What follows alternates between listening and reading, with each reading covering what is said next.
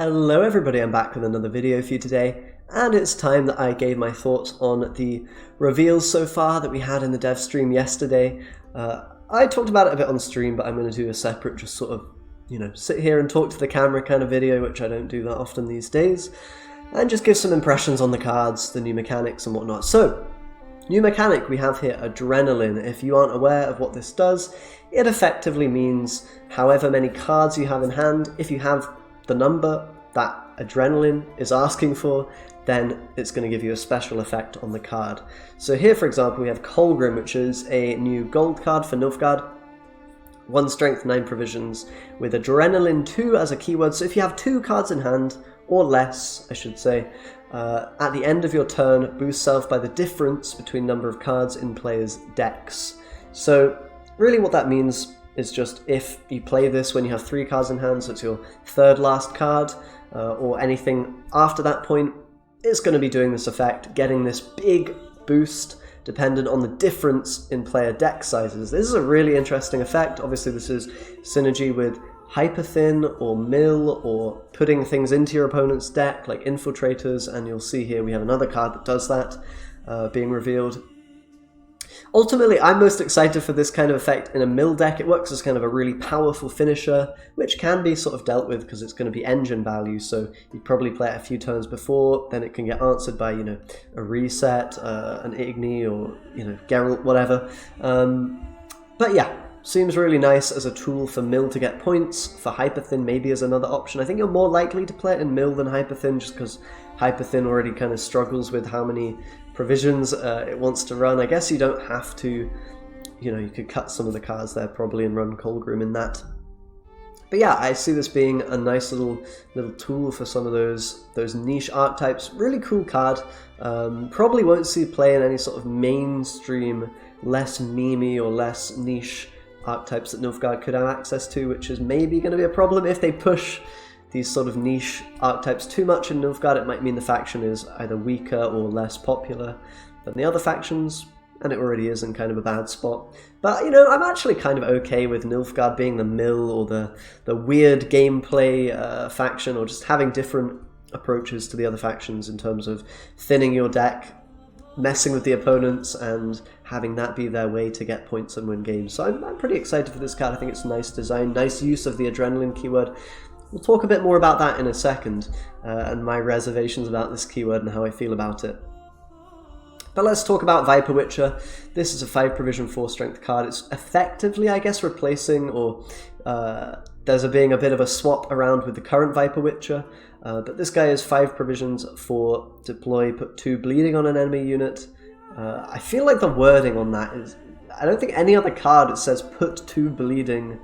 Put bleeding 2 on an enemy unit. They need to sort out the consistency with the card effects. Like, isn't it like give bleeding 2 to an enemy or something? I don't know, whatever. Let's not get hung up about that. Either way, 6 for 5, and if you have 6 cards or less in hand, you spawn a copy of that unit at the top of the opponent's deck. So you effectively, kind of an infiltrator type effect, or Cynthia, you choose a card on the board and put it onto the opponent's deck. So making your deck a bit more different in terms of the sizes between the 2 of your decks for the Colgrim, and just generally maybe bricking the opponent or putting something there to steal with Cantarella or whatever you want to do. To be honest, it seems a bit weak to me at 6 strength, because you're not really going to want to use this in a mill deck, and mill is kind of the deck archetype that can run low power units like this in order to work. If you're a hyper-thin deck or something, I don't think you'd want to play this. It's just a bit too weak for the amount of points you get. It is kind of carryover, I guess, because you make the Colgrim better, but I don't know. It seems kind of hard to fit into hyper-thin. I could be wrong about that, though. I'm not exactly sure how those decks work out, especially on a new patch and where things are a bit different. So could see play, but I don't think it's particularly strong. I also don't know why it has Adrenaline here. It doesn't seem like I don't think there's any reason for this. I guess they want to stop you from playing it early in a round 1 and just then passing, but I don't think that's a huge problem. I think the game, disincentivizes playing a few cards and passing at the moment, and particularly decks that do this and want to, mess with the opponent's decks, Hyperthin or Mill, they typically get very punished if they don't actually win round 1. So I don't think Adrenaline is needed here. It seems like a random keyword to put on and just limits the times that you can play this card. for no reason really, and I'm a bit worried about that. I'm a bit worried they're just going to throw Adrenaline on any old card just, you know, to make it more interesting. But in reality, Adrenaline is a keyword that, unlike a lot of other keywords, actually just limits gameplay, at least from the person playing the card. The person playing against it, I guess, has more options in terms of it allows them to then bleed or push a card that might otherwise be stronger, whatever. Ultimately, I think it just makes for less decisions, less like ability to play the card. You can't play it round 1 for the first 3 cards for some reason. You just can't. You know, bit of a weird one. I mean, you can, but obviously you're going to get a much weaker card out of it. So I don't know. I don't like that they're just going to maybe slap Adrenaline onto cards for the sake of it. That's really not a mechanic you should do that with, I think. It could make for either making these kind of cards unplayable, because Adrenaline on a unit is pretty much nerfing it. It's making it weaker than it actually could be. So it's not a keyword in the same way that, I don't know, you know, a deploy effect is a keyword. Like deploy effect is often going to be a positive. Adrenaline is never going to be a positive. That's never actually a good thing for the card because it limits the situations where you can play it. So I think they should be very careful with this keyword and not just randomly slap it on everything, because then you're nerfing effectively cards that already might not be that strong. In the case of this card, for example, seems like not a great idea. And we'll get on to talk about the Syndicate card as well, which I think could use not having Adrenaline. But anyway, let's jump into the next card. Brehen, scoia'tel movement synergy, destroying the rightmost unit. So if you move a unit, that becomes the rightmost on an enemy row with at least 5 units. You can obviously set this up in other ways by destroying other units on the row, damaging, you know, whatever. Adrenaline 3, so if it's, you know, one of your last cards to be played effectively, then you ignore this condition of 5 units and it becomes 3 instead. So a little bit easier to use in shorter rounds effectively, or rather if you play it late in the round rather than early in the round. Seems like a pretty straightforward card. Again, like the I mean, the Adrenaline kind of fits here, right? It kind of works. 4 for 8 with a destroy effect is very, very strong. So we'll see if there's more movement support. You might just want to run like Milena with this or guerrilla tactics with this to get those easy kills on the high value targets. There's definitely ways to play around that. You know, you're going to maybe have to double move something if they put it in between their units on a row. So I'm not sure how strong this will be. It seems pretty good, but I think you kind of have to build around it for it to be really good, and I'm not sure that support exists, or if you'll want to do that rather than playing just a good value scoia'tel deck once the new meta comes in. So we'll have to see about that. Has potential though. Gerd, this is a really interesting card. This is kind of like a budget Hemdall. It's kind of, I mean, it's only 7 provisions and it's 7 strength effectively, because it's going to spawn a Deafening Siren 2 strength, damage it by 1, so it's going to be 1 strength unit on the opponent's row, and then it damages all of the units on that row as well by 1. So kind of a mini Hemdall. 7 strength Hemdall for 7 provisions is how you can look at this, which is insanely good. For anyone that's played Skellige, played against Hemdall, you know that that card is pretty strong at 12 provisions. So imagine Hemdall at 7 minus 1 strength. That's just... I think this card's really, really strong, to be honest. It does have this Adrenaline 4 condition, though, which effectively nerfs the card, means that if you are playing it as one of your final, 4 or 5 cards, then it's going to actually not do the damaging on the row effect, so you're just going to have a 7 for 7. So that definitely caps the card. Max you're going to maybe hit 4 or 5 units with this, but even so, that's a pretty strong effect, I think. And definitely against decks that swarm quite heavily, you get a huge amount of value from this. Hard to say whether this will be like auto-include good, but it definitely seems very strong. Like, it's easily going to be worth 10, 11 points a lot of the time, albeit you might have to play it early in around 1 or something. And I guess you can play around a bit by, playing on different rows, playing spells and stuff, so maybe I'm overhyping it a bit. But it definitely seems like a good card, definitely seems pretty decent. And the only downside being it can be a 7 strength play later in the game, which is obviously not too bad for 7 provisions. Seems like a pretty good one. Next we got Bear Witcher Mentor. This is a 4 for 5 with 1 armor. Deploy boost self by 1 for every damaged allied unit, and if you play it at the very end of a round, 4th, 3rd, 2nd, or last card in the round, it also boosts... instead of that, it boosts for every damaged unit. So this is kind of a weird card. I've been thinking about this one. I'm not sure it's that strong. I think it's actually a little bit weak, possibly. It kind of works like a wild boar, but with less value. And these payoff cards, usually you don't want too many payoff cards at the end of a game, but you'd rather have the engines that get you to the payoff. So you'd rather have like a longship that damages or a warship that damages, getting you points every turn. This only, really just pays off the points that you've already generated or the damage that you've already put down. So I'm not sure this is super good. Keep in mind it actually is doing the second effect instead of boosting for allied units being damaged. So you could play a self-wound deck and use this, I suppose, but self-wound has never really been a thing that works too well, and I think, again, it might not work too well here unless there's some more support there, because it's not too easy to damage a lot of your units very quickly, or to get a lot of units to damage very quickly in Skellige. I suppose you could do it. No one's really tried that before. Basically, I think this card is pretty fair. I don't think it's going to be super strong. But you can definitely make decks around it or fit it into decks that it works in, and I imagine it'll get good value. But I don't think it's anything crazy strong. The condition on Adrenaline, it means you have to probably play a long round to get the value on damaging enemy units. So, playing a 5 provision bronze in a long round isn't particularly amazing. It's just like a Wild Boar of the Sea, right? Is Wild Boar of the Sea considered super strong? Albeit this is a bronze card with a weaker effect, but I don't know. I think this is just fairish. Probably won't be too amazing. Next we've got Cohen. This is a really cool card. This is probably my favourite of the ones revealed so far. It's kind of a reverse Shiru for Northern Realms, but only 7 provisions instead of 9. 3 strength, Zeal, Order, so same as Shiru. Boost all units with power equal to his power by the amount he is boosted. So unlike Shiru, it doesn't destroy everything. It actually boosts the units with his same strength by the amount that he's boosted. So quite an interesting effect. I think the real use of this will be sort of in a commandos deck. You can Voimir the commandos to 5 strength, or the scouts, whatever you want, revenants after they've been transformed. Get them all to 5 strength, then you can pull Cohen with amphibious assault. He'll be at 5 strength as well, and you can boost all of those 5 strength units by 2. That could be very powerful, kind of basically an extra Voimir, a more powerful Voimir.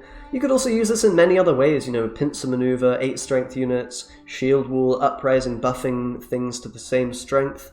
I think there's a lot of potential here. I think this can be a really, really decent card.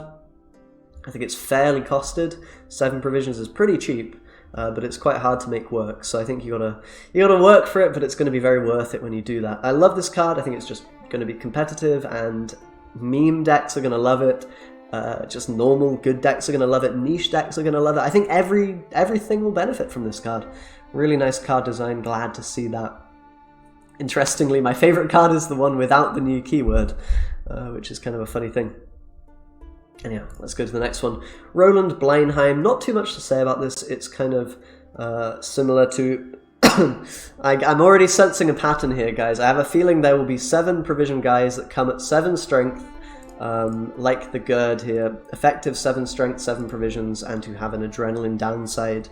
I'm sensing there'll be one of those for each, in every faction, yeah, because that's just CDPR's way of doing stuff, right? I guess they follow like Magic the Gathering or something in that sense of just printing similar mechanics across factions or similar cards. Not necessarily bad, but whatever. This one's an engine though, so I don't know if the comparison's fair. This is actually very different to Gerd. The only similarity is they both are 7 strength, 7 provisions. But this one is very different in terms of, it is an engine. Whenever a unit gets poisoned, you get coins, and if you have less cards in hand, down to 5, whatever, then it's only when your units are poisoned that you get the coins. Not sure how good this is. I mean, it seems okay. Not sure how you'll be able to fit this too easily in Syndicate though. Definitely having an engine at 7 strength is a real pain to deal with, and coin engines at that are pretty strong in regular Syndicate, so there's potential. We'll see how much self-poison support is added, because that archetype is not really a thing right now, and hasn't really been pushed. Might be pushed this expansion. If it is, this card probably be quite decent if you're doing a lot of poisoning, a lot of self-poisoning. Yeah, it's definitely nice having a chunky engine that's hard to deal with. I could see this being quite good, but hard to see where exactly it will fit and how exactly it will fit at the moment. But I think it probably will be played at some point. And lastly, we've got Salamandra Abomination, 5 strength, 5 provision bronze, tribute 1, poison self whenever it's poisoned, boost it by 2, and adrenaline 4 at the end of your turn, purify self. So effectively this little poison engine, you can, similar to Immortals kind of with the shield and losing shield, buffing it up, kind of a similar concept-ish. This one has a tribute effect though, so it comes down as a 6 for 5. Not great. Adrenaline 4, purify self. Not great. I mean, you can't play this early in a round 1 where you'd probably want to play a card like this at 5 provisions. You have to save this for later in the game in order to get that self-purify going and actually use the poison effect on it. Otherwise, you're just going to end up killing itself very quickly. This card's terrible, guys. This card is terrible, and it's a shame because it's a really nice card art, but I think the effect... To me, okay guys, I'll tell you what this feels like. It feels to me like they've just thrown keywords onto this card for the sake of it, because they think adding keywords makes a card more interesting. Unfortunately, in this case, adding keywords will just kill this card, because, having Adrenaline 4 on this means you just can't really play this when you'd want to play a 5 provision card. It's not playable. You have to save it for late game, and then there's no engine value. How can you use an engine so late in the game? I don't know what they were thinking with this Adrenaline. There's no reason for this to have Adrenaline 4. This feels like they just threw that, threw that nerf onto the card, because that's the expansion, and that's what we're doing. So that's a bit depressing. I'm really hoping they're not going to do that for too many cards and just kill cards by adding adrenaline onto it. This doesn't even need to have tribute as well. I don't know why it has tribute. Just making it a 6 for 5 instead of 7 for 5. Yeah, it might be a bit strong at 7 for 5, but with adrenaline, no. Just no. Tribute plus getting rid of that adrenaline condition would also make this card potentially decent and playable with that archetype, but I just look at this and I think, what the fuck is going on? It just doesn't make any sense. Why would it have adrenaline? It's an engine. It's not going to be too OP. It's a 5 provision card. I don't... Blah, blah, blah, blah, blah. Yeah. To me, this card is a bit worrying to see, but maybe it's an outlier. Maybe there won't be too many cards like this in the expansion like this, and the Viper Witcher Adrenaline. I just really hope they don't throw Adrenaline, because that's gonna, it either makes cards really bad, or it puts their playability into, certain spots in a game, which just makes the gameplay less interesting, because you have less options. I can't play my card here, I can't play my card here, so I have to play only this card in this spot, or I pass. It just makes the gameplay really not great, in my opinion. So I gotta say, guys, if this is the only new mechanic in this expansion, Adrenaline, it's not even really a new mechanic, it's just a way to keep cards in check. It allows you to make a really crazy strong effect, but make it less strong because you force them to play it in a certain situation.